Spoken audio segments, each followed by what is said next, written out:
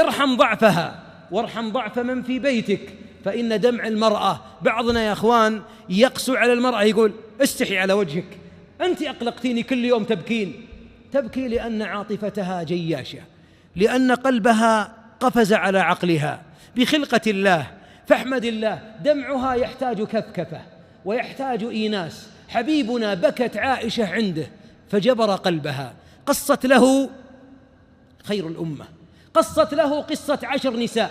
محمد بن عبد الله يسمع صلى الله عليه وسلم سوالف، بعضنا يقول أجلس مع نساوين وسوالف حريم، وأجلس مع امرأة تقول راحت فلانة وجت فلانة وشرت علانة وحط. أنا رجل. حبيبك صلى الله عليه وسلم في حديث أم زرع في الصحيح سمع لها وهي تقص 10 نساء، هذه زوجها بخيل، وهذه زوجها يضرب، وهذه زوجها جبان، وهذه زوجها تحبه وطلقها. أم زرع كانت تحبه وطلقها، فبكت عائشة. ماذا قال صلى الله عليه وسلم؟ كنت لك كأبي زرع لأم زرع، غير أنه طلق وأنا لا أطلق. يا سلام، جبر قلبها، أنا ما أطلقك. لأن بعض الرجال يجلس يقول، واحد يقول يا شيخ قلت لامرتي الله يغنيني، ادعين الله يزيد فلوسي بس. قالت ليه؟ قال عشان أتزوج 3 فوق راسك. قالت الله يطول عمرك ويطول فقرك. يعني ما تبي يموت جزاه الله خير، بس الله لا يرزقك يا أخي، ما أن فقط أنت بتزوج علي، إذا رزقك الله يطول فقرك يا فلان.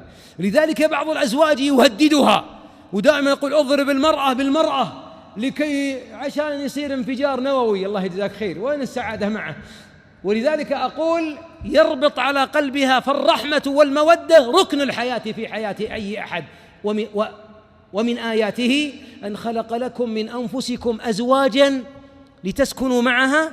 صححوا الآية، معها يا أخوان، إليها. أي فرق أن تسكن مع زوجتك. لو تقول واحد أنت ساكن مع زوجتك، قال عسى ماشر مطوع عقلك في شيء، أحد يسكن أجل زوجتي في شقة وأنا في شقة. طبعا زوجتي معي. أقول هل أنت تسكن إليها؟ هل تبثها همومك؟ هل أنت إذا أقبلت إليك اندكت كل همومك؟ للمعلومية، لأني أتكلم مع الرجال، معظم آلام المرأة وعدم إسعاد المرأة للرجل مرآة لحياة الرجل وانعكاسات. يقول واحد أبغاها تبتسم، طيب يا أخي أنت ابتسم، أنت تقول متمضمض بغراء باتكس، يا أخي ابتسم الله يجزاك خير، أطلق وجهك، أنت ما ابتسمت فكيف يبتسم في وجهك؟